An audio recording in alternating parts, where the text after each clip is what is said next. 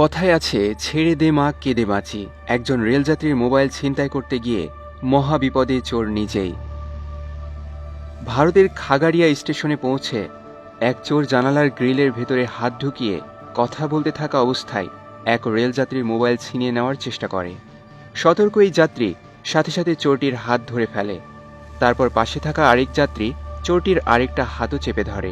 ঠিক এই অবস্থায় খাগাড়িয়া স্টেশন থেকে কমলপুর স্টেশন পর্যন্ত প্রায় 10 কিলোমিটার রাস্তা এভাবেই ঝুলে থাকতে হয়েছে এই চোরকে। শেষ পর্যন্ত প্রাণ ভিক্ষা চেয়ে প্রাণ ফিরে পেয়েছে এই মোবাইল চোর। একটি চোর কতটা বোকা হতে পারে এই ফুটেজটি দেখলে বুঝতে পারবেন। ছেলেটি কাস্টমার সেজে একটি স্বর্ণের দোকানে প্রবেশ করে এবং দোকানদার কিছু স্বর্ণের চেন দেখাতে বলে। তারপর বেশ কয়েকটি চেন গলায় পরে ট্রায়াল দেয়। হঠাৎ করেই ছেলেটি পালানোর চেষ্টা করে।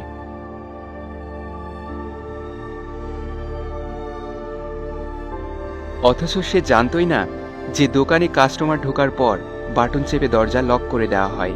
বেচারা লজ্জিত হয়ে নিজের হাতে চেন ফিরিয়ে দেয়। তবে এই ঘটনার জন্য তাকে শেষমেশ জেলে যেতে হয়। ভিডিওতে দেখতে পাচ্ছেন দুইটি চোর পিকআপে করে চুরি করতে আসে, সাথে বিশাল বড় একটি প্লাস, যেটি দিয়ে দোকানে তালা ভাঙার চেষ্টা করছে।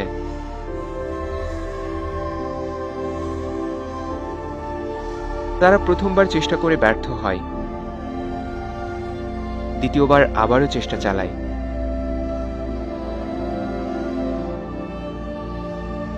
কিন্তু এবারও ব্যর্থ।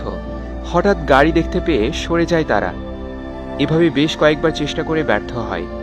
তারপর মানুষের উপস্থিতি টের পেয়ে চলে যায় তারা। কিছুক্ষণ পর আবারও ফিরে আসে এবং এবার তারা তালা ভাঙতে সক্ষম হয়।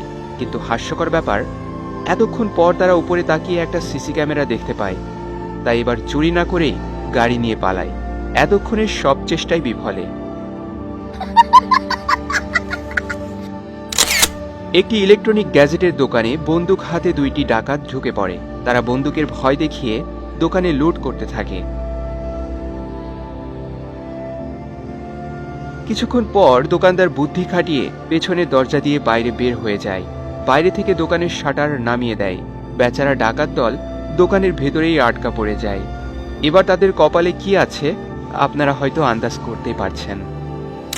নিজের পায়ে নিজে কুড়াল মারা কখনোই ঠিক নয়, কিন্তু কেউ যদি নিজে নিজেই খাঁচায় বন্দী হওয়ার মতো অবস্থা তৈরি করে তাহলে কি হবে? দেখুন এই লোকটির কাণ্ড।